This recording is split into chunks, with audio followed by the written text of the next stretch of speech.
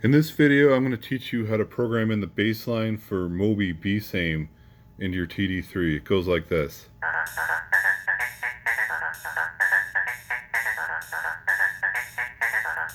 Okay, hope that doesn't trigger the copyright. Here's what it sounds like in the TD-3.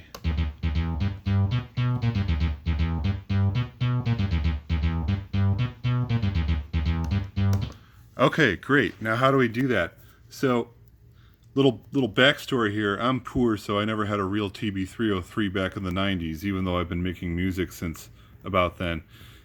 This is the first time I've ever had a machine that programmed exactly the way a TB-303 does. So it's notoriously complex and difficult, and people say all the time about how they curse at it and can't get it to work, but I'm going to show you today how to program this pattern into your TD-3, TB-303, or whatever clone machine you happen to have, and you're going to get it working when we're done here. So first thing we need to do is we need to diagram what we're going to do here, and this really helps out a lot if you write it down. Just doing it off the top of your head, you're going to be prone to mistakes. So I came up with a nice little worksheet here to make it easier. So the first thing we're going to do is we're going to figure out what our pitches are. So, you know, it goes dun dun dun dun dun dun dun dun dun dun dun dun dun dun. So we have the pitches E, E, goes da da, rest, dun da, tie, G, rest, G, B, rest, B, B flat, G. So we have 10 pitches in this bass line here. 4 E's, 2 G's, 2 B's, a B flat, and another G. So that's 10 total. So a big source of confusion when I was first getting started here is that pitches, when you enter in pitch mode here, pitches are not steps.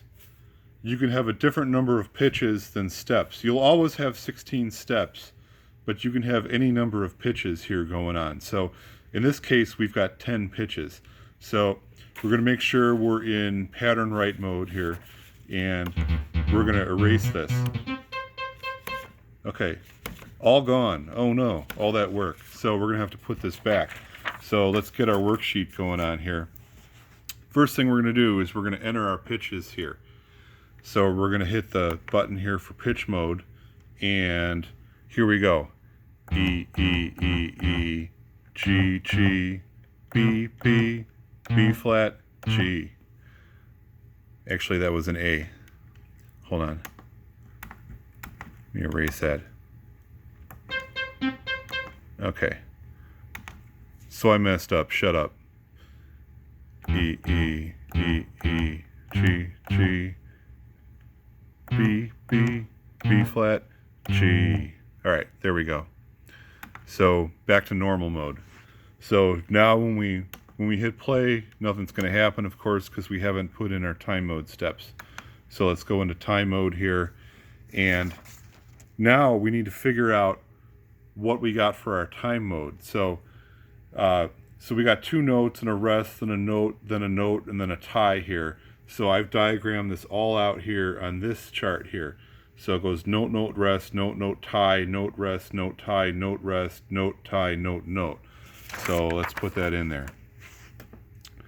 So we go note, note, rest, note, note, tie, note, rest, note, tie, note, rest, note, tie, note, and then when we press the 16th one, it pops back into normal mode.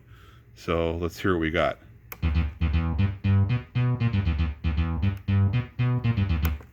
Great, but one last thing we need to do, we need to put the accents in there. So we see we got an accent over the 1st, the 5th, and the 13th step here, the B, right before it goes doot, doot, doot, doot. So let's get those in there. So we need to go back into pitch mode. So remember, we have 10 pitches, and pitches are not steps. So we're going to hit this button here to go one by one through the pitches. So hit this, hold it down, and we're going to hit the accent to get the accent on that first E. and then second E, third E, fourth E, get the accent on there. The G's don't have accents, the B doesn't have an accent, the second B has an accent, and those don't have accents. And then we go back to normal mode, and now we play.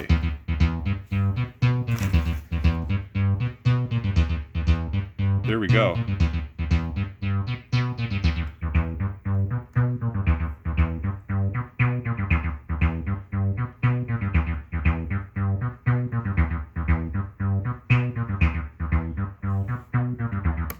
Loads and loads of fun. All right, so there you go. Here's your, I don't want to say cheat sheet, more like a worksheet for doing this.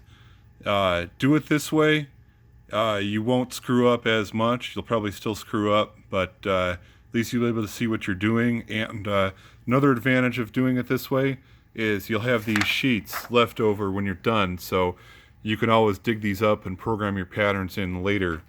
Or program them in on a different machine or whatever. You'll have these for posterity.